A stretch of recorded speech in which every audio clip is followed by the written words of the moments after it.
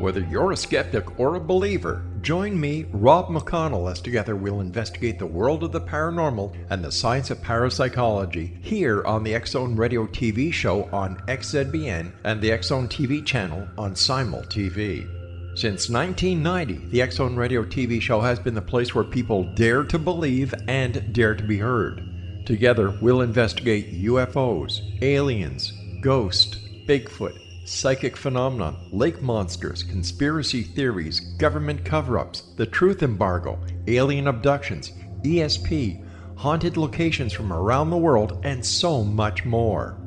With over 28 years of broadcasting and more than 4,500 individual guests, the X-Zone is truly a place where fact is fiction and fiction is reality, as evidenced by the credibility, integrity, and professionalism of the guests that we bring to our international audience. If you have seen a UFO, had a close encounter, seen a ghost, Bigfoot, lake monster, or a story that you would like to share or have investigated, contact me, Rob McConnell, by sending me your email to xzone@xzoneradiotv.com, or you can call toll-free 1-800-610-7035, extension 143, and on Skype, X-Zone Radio TV. For more information on the X-Zone Radio TV show with yours truly, Rob McConnell, visit www.xzoneradiotv.com or www.xzonetvchannel.com or simultv.com and xzbn.net. Until next we meet here in the X-Zone from our broadcast center and studios in Hamilton, Ontario, Canada, always remember, X-Zone Nation, keep your eyes to the sky and your heart in the light.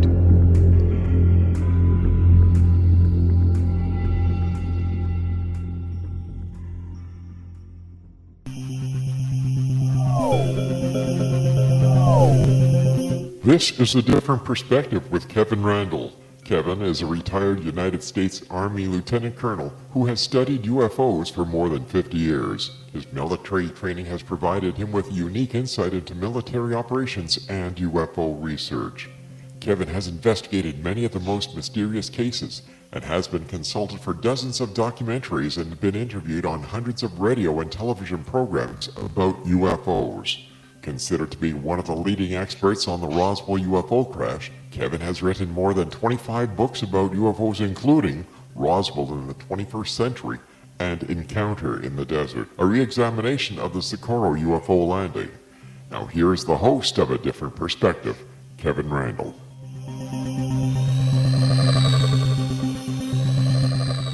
Wow, that's some kind of introduction. Well, welcome to this edition of A Different Perspective. I am Kevin Randle. I'll be joined in just a moment by Mike Rogers, he of Travis Walton Abduction fame. Before we started, I wanted to make a couple of comments here. I normally don't turn on the television very early in the morning, but today I did, and I caught a program called Contact, which was on the Discovery Channel, I think. They were discussing the Rhodes photograph, and I'm very familiar with that case. William Rhodes was a scientist, researcher who lived in Phoenix, Arizona in July of 1947. Took two pictures of an object overhead. Pictures have been in the newspaper. I've written about it several times. You can find it on my blog if you want to take a look at that sort of thing. I bring this up for one thing. They mentioned that the FBI had confiscated his pictures. That's untrue. Back in 1947, when the investigation began, he was interviewed by a guy from the Counterintelligence Corps of the Army who was accompanied by an FBI guy who didn't want to be identified as FBI, so it was just another government agent. The point is, Rhodes gave up the pictures voluntarily to the military for their research, was told at the time he may not get them back given the way things were going, and he didn't care about that in 1947. In 1952, when the Washington Nationals began, those were the sightings over Washington, D.C. in July of 1947, he began a campaign to get his pictures back. And there was some trouble about that. They had lost them or they didn't know where they were and that sort of thing, which I don't find very difficult to believe given the way the UFO investigation had been handled from 1947 to 1952. So I just wanted to clarify that point that Although it's been said many times that his photographs were confiscated, they were not. Now let's move on to Mike Rogers. Now, normally when I do these programs, I either find a biography of the guest online or on a book or something like that. Paul Davids, who will be on in a couple of weeks, sent me a bio that just literally went for pages. I just had to really edit it down. Mike Rogers was very succinct in his bio that he sent me. He just told me that he has worked in logging much of his life, even summers when he went to school. When he was 28, he had his own crew, and in 1975, he and a 6-man crew, of which Travis Walton was a sawyer. A year after that, a well-known UFO encounter and Walton's apparent abduction, Mike started working with his father again, then went back to school for a time. In 1997, he was a witness to the Phoenix Lights, so he's had some encounters with UFOs. When he was standing on a hill in Prescott, Arizona, before and after the lights, he operated a domestic tree service business, which did very well. Ever since witnessing the Phoenix Lights, he has conducted his own very thorough 22-year in-depth investigation into the lights, discovering numerous never-before-known realities. 2 years ago, he started speaking of these revelations. Some are quite disturbing, even to hardened skeptics. His scientific abstract was published in the May issue of the MUFON Journal, endorsed by astronomer Hal Povenmire. And I think he's a very accomplished artist, if I remember correctly. He's got some very stunning paintings about Walton's abduction and that sort of thing. Mike Rogers, welcome to A Different Perspective. Thank you very much, Kevin. That's an interesting bio that you've got there. I am right about the artistic endeavors, aren't I?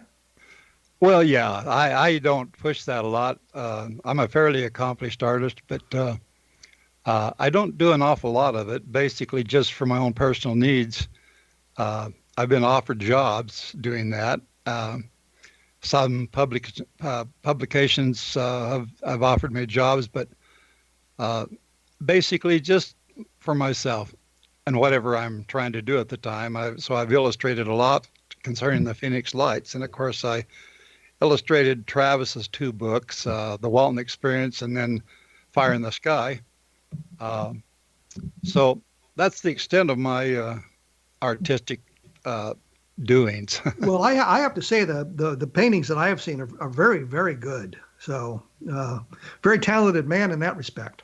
Well, thank you very much. Well, let's move on to UFOs now, since that's the topic. As I mentioned in the introduction, you were part of the crew, or you were leading the crew, when Travis Walton was abducted. Give us, I guess, the thumbnail sketch of what transpired. A thumbnail sketch. Well, or do it as quickly as you can. Yeah. To get it all. I understand it's very complicated. Well, it's actually fairly simple. I know how to do your thumbnail sketch. We were a crew. I was a crew boss on a 6-man crew, so there's 7 of us all together. And we finished work and we're headed out. We worked until dark, actually. And by the time we had everything loaded up and on our way, it was dark. And I hadn't gone very far down the road, and we saw light coming through the trees, and the guys started getting excited, and not at first, but were very puzzled about what we were seeing. And as we broke into this clearing and could actually see it clearly, I looked over. Travis was already out the door. He took off kind of in a very fast walk and then slowed down as he got closer to it. It was actually only about 100 feet away from the road and kind of uphill a bit.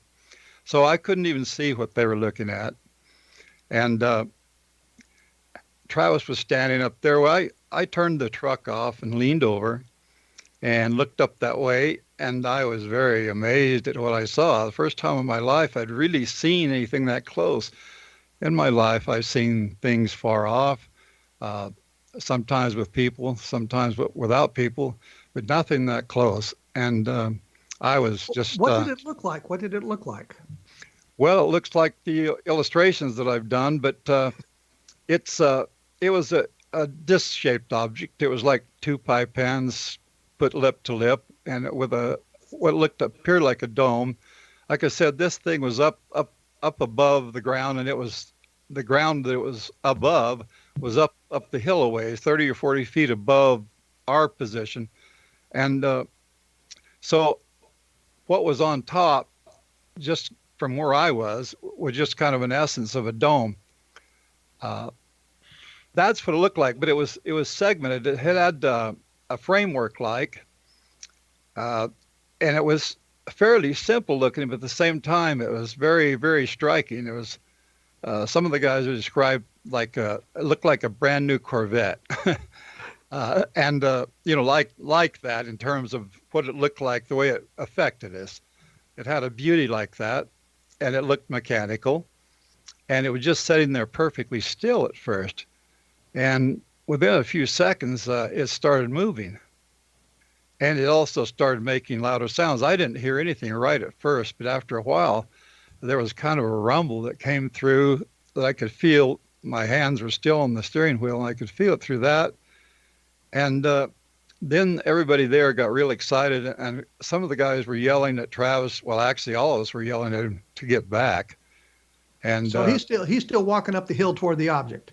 No, by this time he's already there. He's standing there. He might have got directly underneath it, maybe, but there was this brush pile, a large brush pile of logging debris that was there, and he stood there just in front of it and looking up at it, and he wasn't directly underneath, but he looked back at us once or twice, and he looked like he was kind of uncertain about what he was doing at this point. But as this thing got louder and started moving more, yeah, I could tell that he was deciding that what he was doing wasn't necessarily so smart. And he crouched down, kind of like behind a log that was sticking out of that pile. And he was there for a while. He looked back this way, and like I said, I'd already turned the truck off so that I could bend over and look up at it. And when he did that, he just within seconds he stood back up and turned as if to come back to the truck, and this very powerful, extremely bright bolt of light or energy or something hit him directly in the head, more or less the chest area, and just blew him back and up as if he was somebody had thrown a bomb or grenade or something right in front of him. And he flew back through the air, but you could tell that he was just unconscious at that point because he hit the ground without even trying to protect his fall. And, I'm gonna have to interrupt you here because we're gonna have to take a short break. Okay. I'm talking with Mike Rogers, who was with Travis Walton during his abduction in 1975. I'll have more information up on my blog at www.kevinrandle.com, kevinrandle.blogspot.com when we get a chance. My mind wanders sometimes. I do not know why. I will be back with Mike Rogers right after this, so stick around.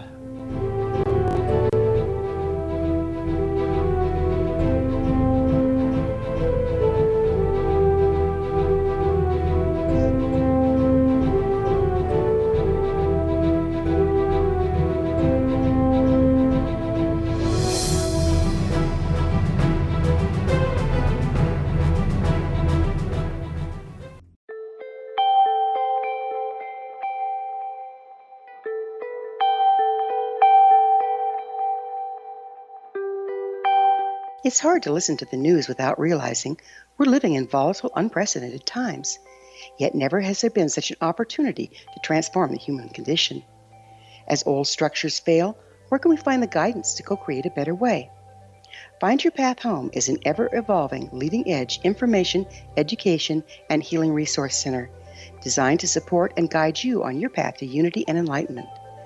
Based on sound principles employed by shamans worldwide, we provide techniques that can support you through the current transitions, offering online shamanic classes, international long-distance shamanic healing sessions, complimentary Mission Evolution radio episodes and Stairway to Heaven TV vignettes, seminars, retreats, and much more. All of this can be found on findyourpathhome.com.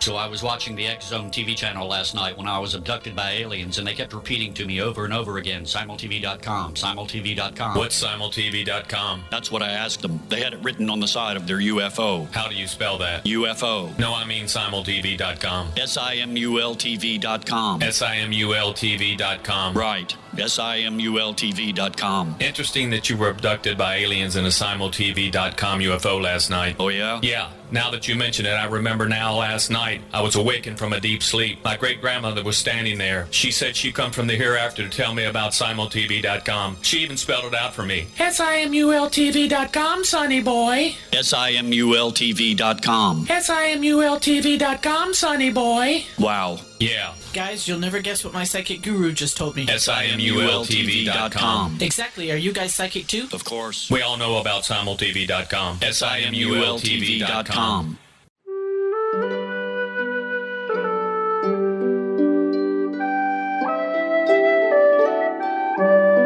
Path Home Shamanic Art School proudly presents the Gathering of Shaman 2019 Fall Retreat, Manifestation Samhain. Join me, certified shamanic instructor Gwilda Wiyaka, in the magnificent Colorado Mountains this November 2nd and 3rd for a life-changing event. Participate in unique teachings and ceremonies that'll put the power and magic of shamanic manifestation into your hands. Sit in circle with like-minded individuals, sharing group energy and the power it generates. Classes will be held in a facility next to the beautiful, majestic Arkansas River, further empowering the experience. Space is limited, so reserve your spot today. For more information, visit findyourpathhome.com or email touchin@findyourpathhome.com.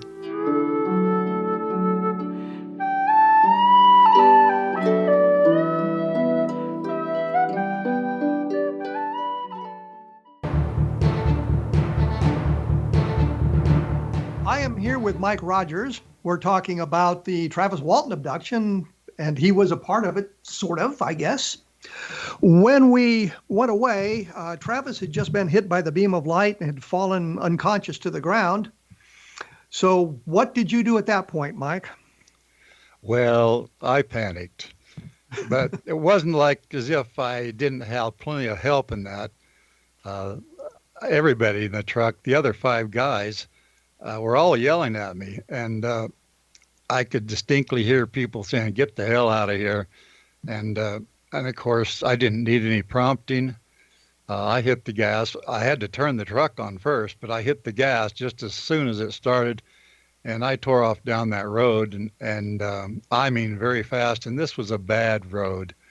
It really wasn't a road. It was a logging trail, and it had been closed by bulldozers, so they humped these big piles of dirt up every 100 yards or so. So it became a rather terrifying flight.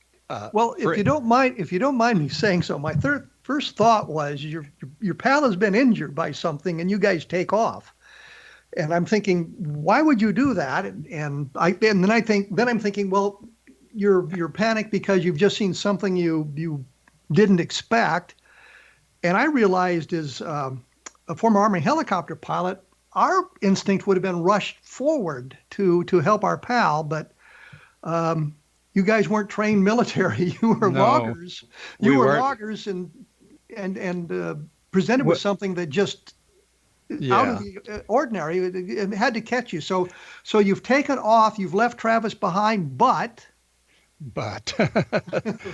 I actually started thinking pretty soon, much sooner than the other guys there would have liked, because I hit the brakes about a quarter of a mile up the road, and it didn't take very long to get a quarter of a mile up the road, and they were already just, if they weren't afraid of what had just happened, which they of course were, that flight down that road would have scared the hell out of anybody. It scared me, but I hit the brakes because by that time I realized that I had panicked and I had left, and my instinct was to go back, because obviously I'm thinking about what I'd done and what happened to Travis, and we saw him hit the ground. So stopping the truck just within half a minute or so. I get out of the truck after arguing with these guys. They're yelling at me, you know.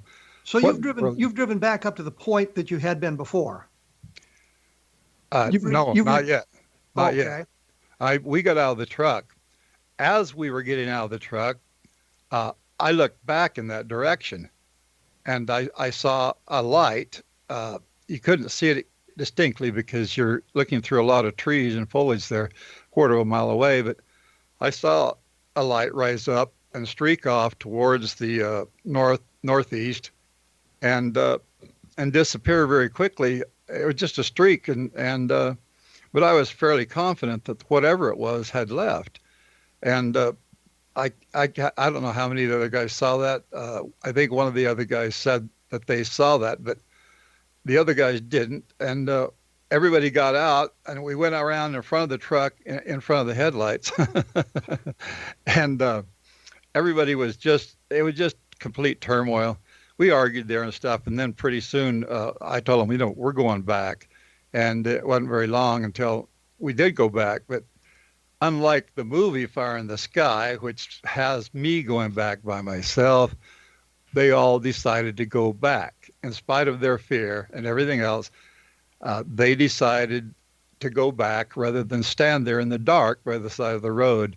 And so we all went back. And when we got back to the spot, But you drove back. You got back in the truck and drove back to the spot. Yes. Okay. And after doing that, I pulled the truck up in the clearing where the light shined pretty much on the spot where Travis had been. And he wasn't there. And the object was already gone, which I knew, but he wasn't there.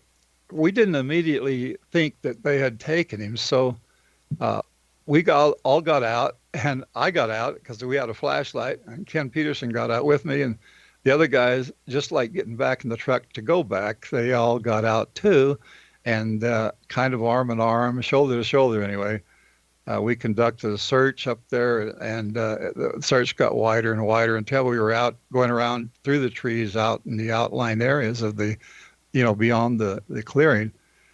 And I don't know, 10 minutes worth of searching. And it just finally got to me. And I kind of broke down. So you're saying that during the search you couldn't find Travis. You've spent some time looking for him with the flashlights, walking around, and you've decided that maybe it's time to go call the police or go get some help. Right. We went back. We went back to Heber, which is 12 miles or so from where we were working, and on the way back, everybody just talked and talked and talked and yelled and cried. Some of the guys were crying, and it was pretty rough on us. I mean, very emotional. I mean, well, you've just lost your friend. You don't know what happened to him. He's disappeared. Right. And did you think in terms of abduction at that time, or what did you have any idea what might have happened to him? What might have happened to him?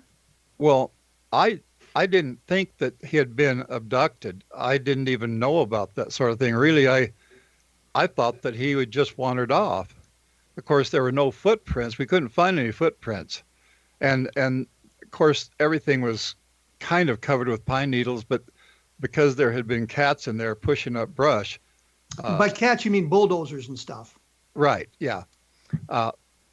Some of the ground was bare, and enough of it that surely we would have found footprints, but we couldn't find footprints. In fact, the only footprints we found was from where we stopped the truck, up through the clearing, that 100 feet or so, to where he had been standing. We didn't see any marks where he had landed. Of course, I know he'd landed flat on his back, so that wouldn't really present too much. And of course, there was pine needles where he had hit the ground. So you've gone into Heber now. Yeah. And you're looking for the sheriff or the police? Well, Ken Peterson is the one that called. I couldn't hardly talk at that point. Ken Peterson just kind of took it upon himself to go make the call, and we parked right there by a phone booth. And he did, and he called, but he didn't tell them about an abduction. He didn't say anything about a UFO.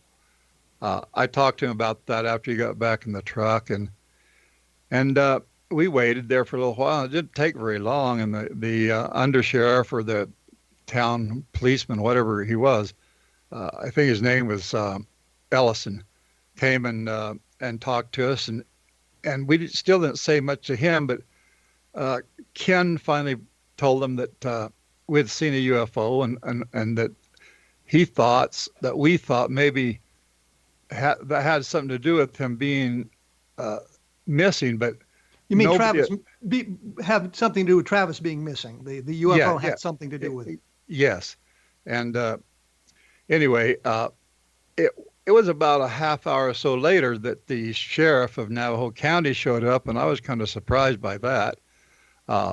Why the sheriff? But later on I found out it was because he was personally interested in that, because he had had a UFO experience himself sometime before that, and that was why. But so he won't admit that on TV or anything.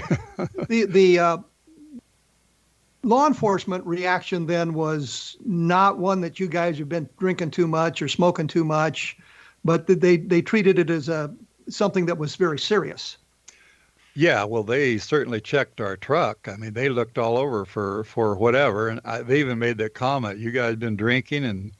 And of course we all, heavens no, you know. Just 2 beers. No, none.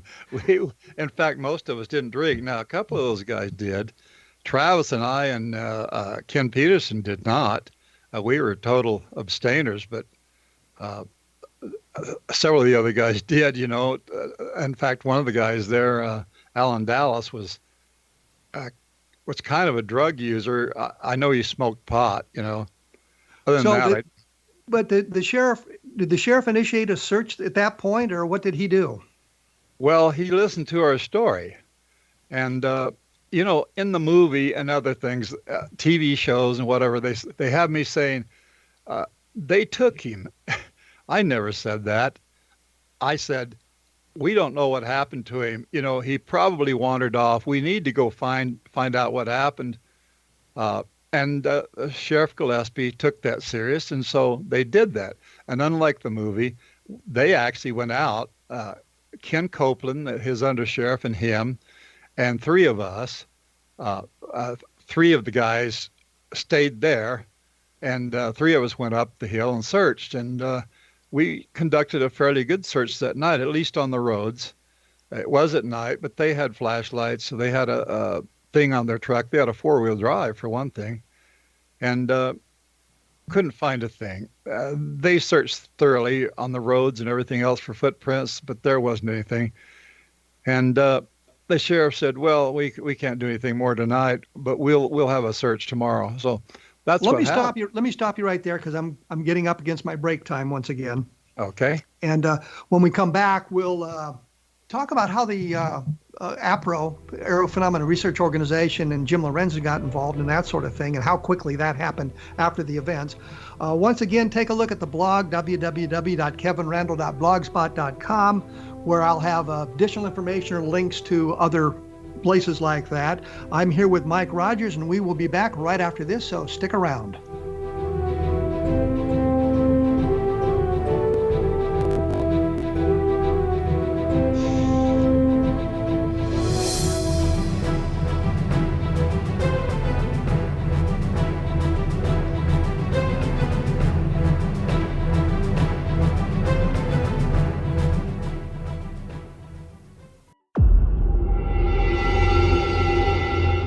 Whether you're a skeptic or a believer, join me, Rob McConnell, as together we'll investigate the world of the paranormal and the science of parapsychology here on the X-Zone Radio TV show on XZBN and the X-Zone TV channel on Simul TV.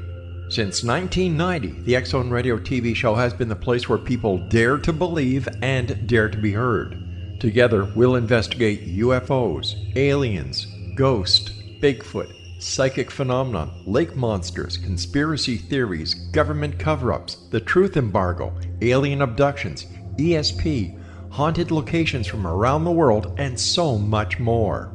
With over 28 years of broadcasting and more than 4,500 individual guests, the X Zone is truly a place where fact is fiction and fiction is reality, as evidenced by the credibility, integrity, and professionalism of the guests that we bring to our international audience. If you have seen a UFO, had a close encounter, seen a ghost, Bigfoot, lake monster, or a story that you would like to share or have investigated, contact me, Rob McConnell, by sending me your email to xzone@xzoneradiotv.com, or you can call toll-free 1-800-610-7035, extension 143, and on Skype, X Zone Radio TV. For more information on the X Zone Radio TV show with yours truly, Rob McConnell, visit www.xzoneradiotv.com or www.xzonetvchannel.com or simultv.com and xzbn.net. Until next we meet here in the X Zone from our broadcast center and studios in Hamilton, Ontario, Canada, always remember, X Zone Nation, keep your eyes to the sky and your heart in the light.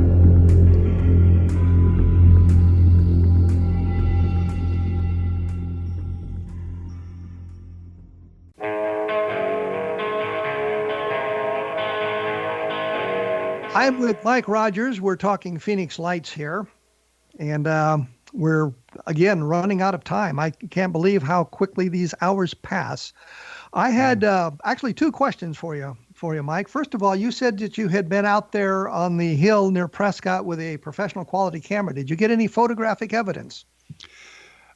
Yes, but in order to get an image, it had to be so computer enhanced that it is truly. Well, it's not a real image, but I did get an essence of it, yes. So there is an image, but it could be argued it was basically computer generated because of... Well, yeah, if you go into all the yes and no's and all that stuff and all the regulations concerning, it was what they call it, photoshopped. Okay. And the second... technically, yes. And the second question is, what do you think you saw if it's not extraterrestrial? Well, I still don't know, but I say, and I have speculated about this myself and gone into depth about it, that could have been made relatively, well, it still would cost several $1,000s, and it doesn't matter who did it.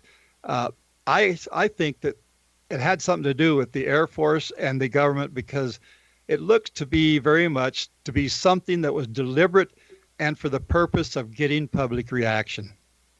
And as we all know, the government likes to do that. I'm trying to visualize the geology, not geology, the geography of the situation here. Yeah. Could it have been something that came from Area 51? Well, not according to eyewitness testimony. See, nobody saw it. Nobody saw it over Nevada. Nobody saw it anywhere in Nevada except for these four witnesses. In Boulder City, which is right at the very tip of Nevada, and yes, and you cross the bridge and you're in Arizona. Right, but you see, I've gone there several times to investigate how they could see that 160 miles away. Well, first of all, the sky was very clear. You could see that 160 miles easily. I mean, you can see hundreds, thousands of miles into space quite clearly. But they all saw it leaving, and the object was actually a third of a mile wide or wider.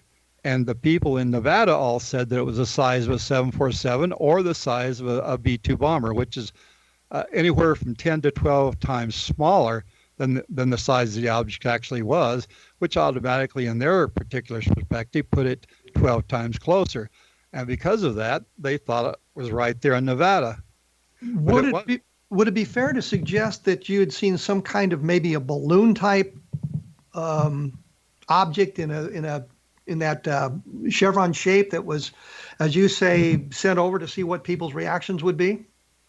Well, my near conclusion is that it was lifted by lighter than air substance, probably helium, and it was carried on the wind because it went exactly in precise alignment with the wind in direction, elevation, and speed. I'm assuming you looked at the winds aloft data. Absolutely. Yeah, I've got all that.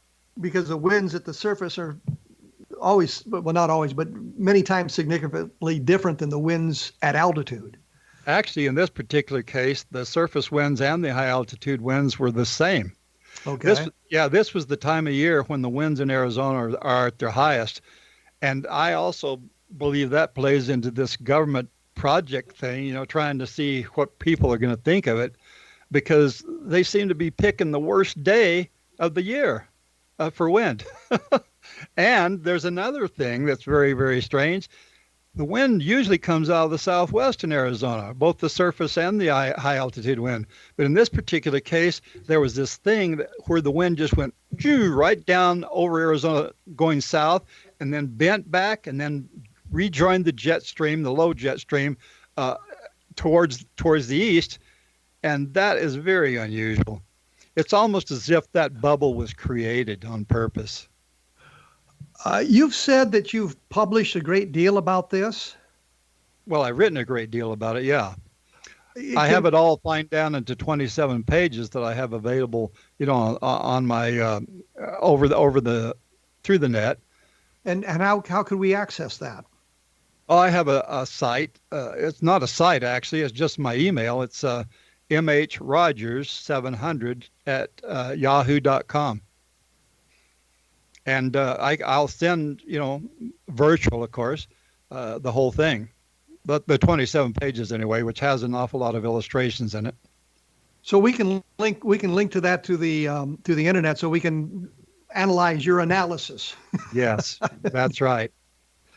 You said one other thing, and we're getting up to the end of the program, about evidence.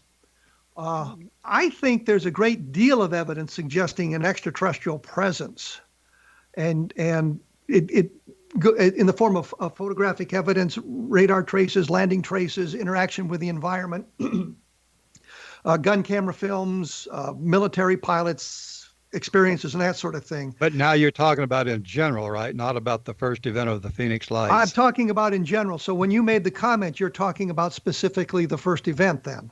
Yes. And not about UFOs in general. So we're kind of on the same page there, that there's some very interesting evidence. Yes. As of today, there's an awful lot of evidence. Fox has been releasing this thing they call a Tic Tac and other stuff, gun camera sightings and other personal video of just now released, just within the last year, things that are, in fact, I think it's kind of the government's way of introducing disclosure without having to take the flak. But it's certainly making a lot of proof, heavy evidence anyway, for extraterrestrial.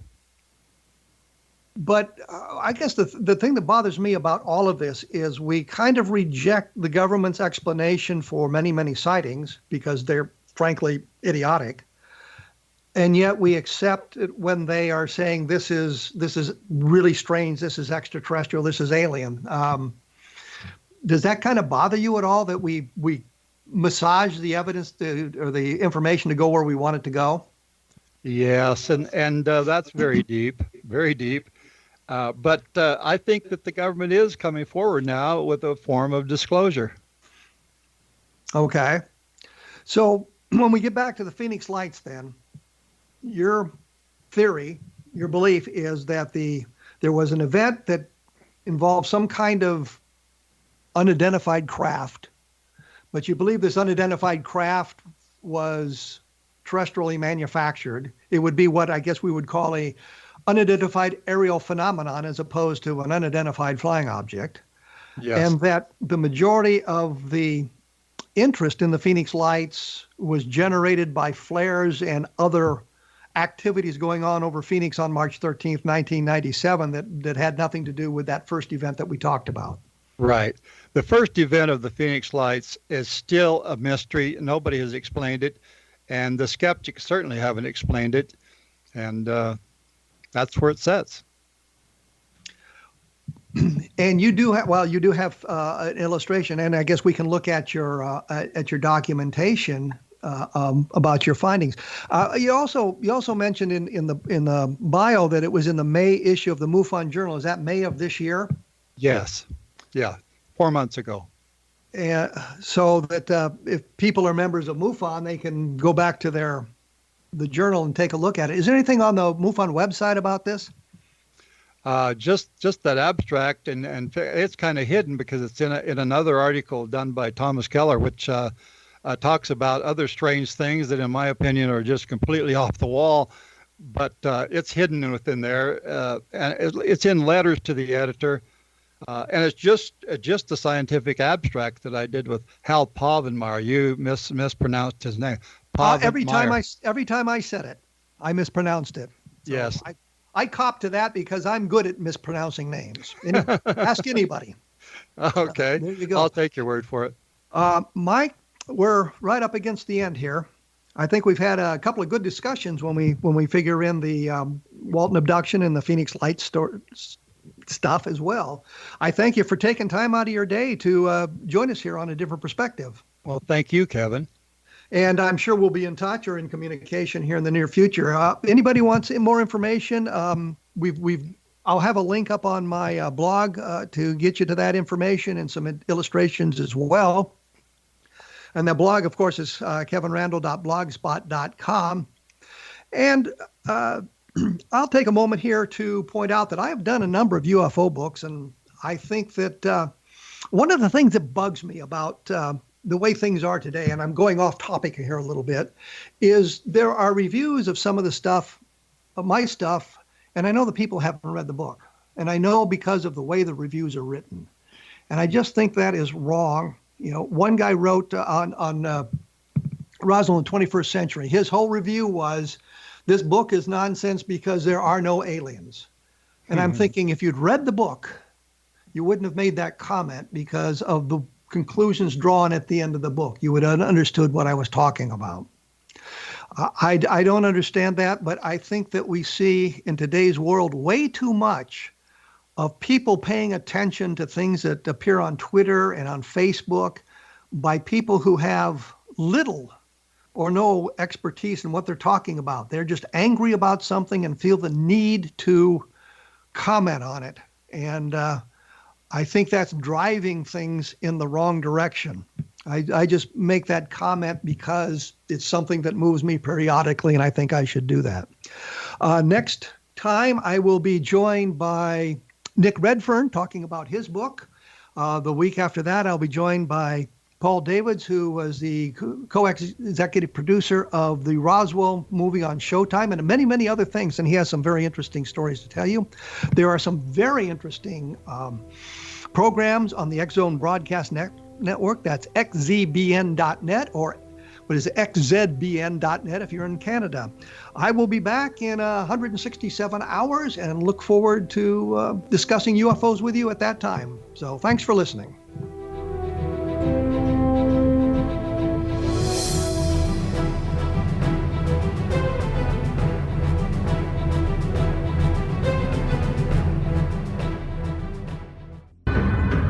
If you are looking for a safe, zero-calorie natural option to the harmful artificial sweeteners on the market today, Just Like Sugar is what you're looking for. Just Like Sugar is a wonderful natural alternative for those health-conscious people who choose a calorie-restricted diet with a great, pure, sweet flavor that tastes just like sugar. Just Like Sugar is a great natural option for people suffering from diabetes and may be useful in restricted diet programs where standard sugars are not allowed and does not cause a laxative effect of some other sweeteners. Just Like Sugar comprises a perfect blend of chicory root fiber, natural calcium, natural vitamin C, and Just Like Sugar's sweetness comes from the natural flavors from the peel of the orange.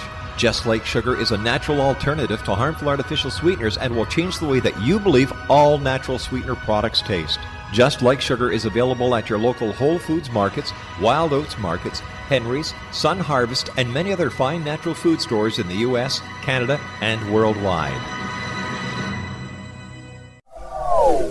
They are here, and they've been here for thousands of years, making their presence known in the shadows. They might be seen by a lonely motorist on a deserted road late at night, or by a frightened and confused husband in the bedroom he is sharing with his wife. But who are they? What do they want? Why are they here? Perhaps most concerning, has the government been aware of their presence all along? The new book by Ellie Marzulli, UFO Disclosure, The 70-Year Cover-Up Exposed, delves into the world of UFOs. Can full disclosure be soon? Order now and receive a free hour and 37-minute DVD on the UFO phenomenon. UFOs are real. Get both the book and the DVD, a $40 value, for only $19.99. To order your book and DVD today, go to lamarzulli.net. That's LAMARZULLI.net.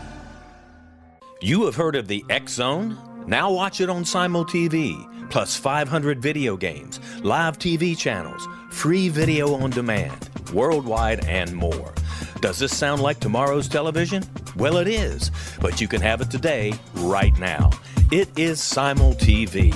Simul TV offers what the others only wish they could provide. 15 exclusive channels like X-Zone, Sci-Fi, and Horror.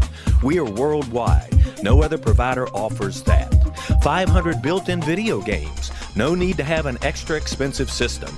We have them included. Free video on demand. Live streaming events from around the world, interactive online network, and much more. Tomorrow's TV today. Simul TV. Sound too good to be true? Well, it's not. You can have Simul TV today. Sign up at simultv.com. Do it today.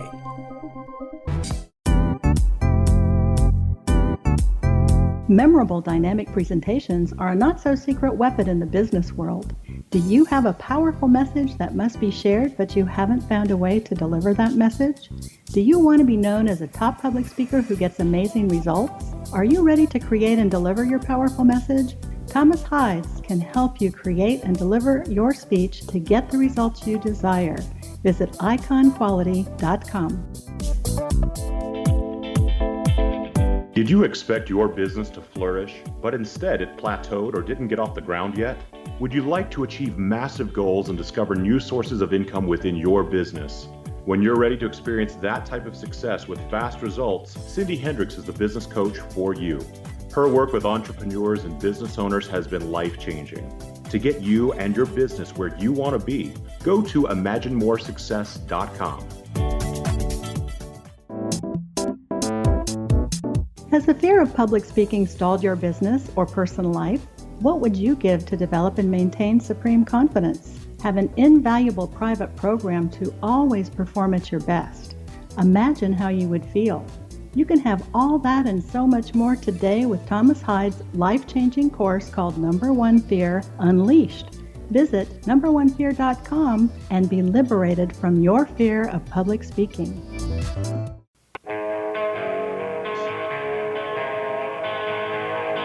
Mike Rogers and I are talking about the Walton abduction, and we've gotten to the point where they had done some lie detector tests, and apparently the test proved that they hadn't murdered Travis. And we're going to get APRO involved in this thing now, I guess. So, how did APRO get involved? What brought them into this? Well, because it became international news. Actually, before we had those lie detector tests, I don't know exactly when that happened, but I turned on the news on the TV, and there it was, and it gained fervor very quickly internationally. So you're saying the news reports that came out of this, because naturally somebody disappearing would be news and the search would be news, but it was linked to a UFO at that point in the first news stories. That's right. Okay, and, so APRO learned about it through the media then. I believe that's what happened. Yeah. And then go ahead. You all met with Jim and Cora Lorenzen of APRO. Yes. They had a couple of days with him first. Like I was saying before, I didn't actually see him for about 3 days, and they were kind of past all that by that time. And of course, he eventually came back up home, up the hill, and that's when we were able to talk about it. And APRO, as far as Jim and Cora Lorenzen are concerned, I don't know, a week or so later, they invited us down to have dinner with them because they wanted a more personal personal talk and everything. Well, let's especially point out APRO headquarters was in Tucson, Arizona, so it wasn't all that Exactly. far away from where you lived. Right. Yeah. Just a 4-hour drive, I think. And we did have dinner, and I kind of hurt her feelings because she was big on animal cruelty, right? She was kind of an activist in that. And we were sitting there having a steak dinner, and I made a comment about, I don't believe this. You don't think a dog or cat should be hurt at all, but here we are eating steak. Isn't that kind of contrary? And she took that kind of offensively. That was the last time I ever went down to Tucson. But anyway. So when you were a younger man, you weren't necessarily the most diplomatic person around. No, I wasn't that diplomatic. I was I still am quite straightforward. You and I have been a couple of shows together. One was 3 hours long, and I got kind of direct with you. But you're like me. You're not really too biased, and therefore you can't be easily insulted. So, even though I've kind of attacked you in certain ways, we're an awful lot alike in our thinking.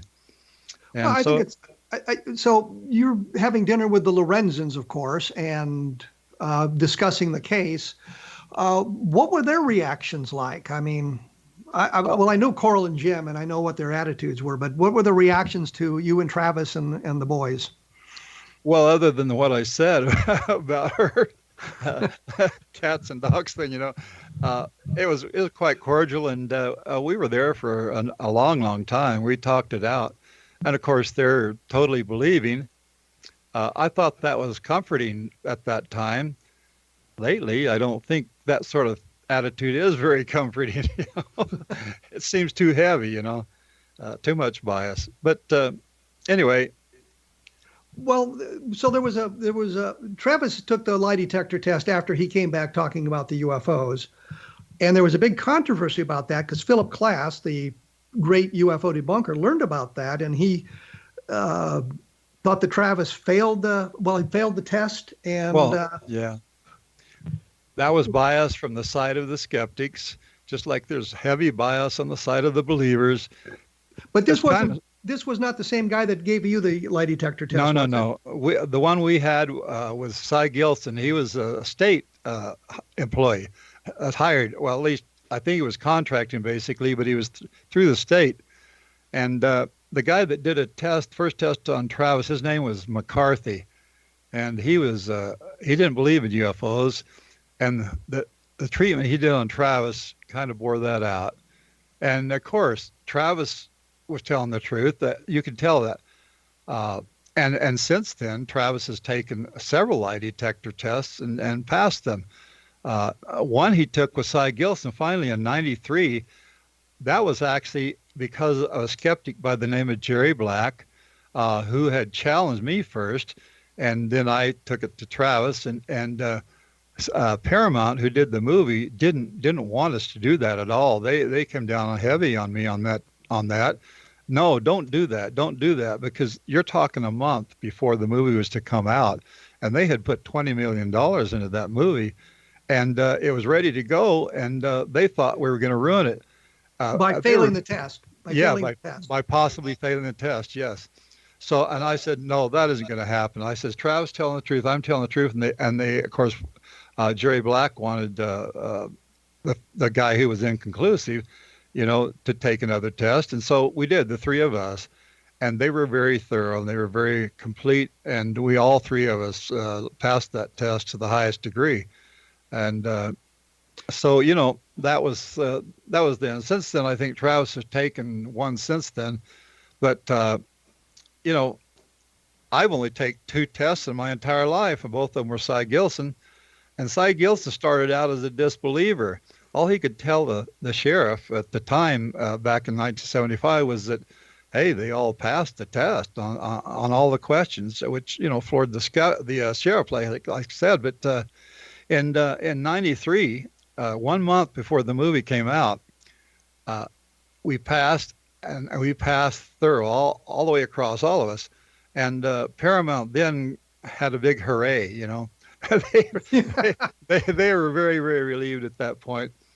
And so, and then of course the night of the the night the movie premiered, we were on Larry King Live with Philip Klass on the opposite side, and I had special words for him, and him and I sort of got into it. But he proved to me that he was just full of it, and I think we pretty well put him down. Well, when I was on Larry King with Philip Klass talking about the Roswell case, and he's pontificating about the witnesses, and I interrupted him and I said, Larry, why don't you ask Philip Klass how many of the witnesses he's interviewed?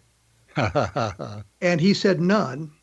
I thought he'd said one, and I just made a face and said, you haven't bothered to research it. Now you're pontificating on the case. So. But Phil Klass could be very charming when he wasn't talking about UFOs and was away from the topic. Well, he is, yes. In fact, I've had an awful lot of conversation with Phil Klass. He never once had a conversation with Travis, except briefly on Larry King Live, and that was kind of indirect. Most of that was with me. And he never, ever sent a letter or asked, or he never interviewed Travis. He did me extensively. He thought I was a ringleader. He interviewed Steve Pierce as well. That's right. He's the only other one, and that was to bribe him. He was trying to get him to take $10,000. In fact, he went all the way to Texas to find Steve to make it personal, and still couldn't get him to do it.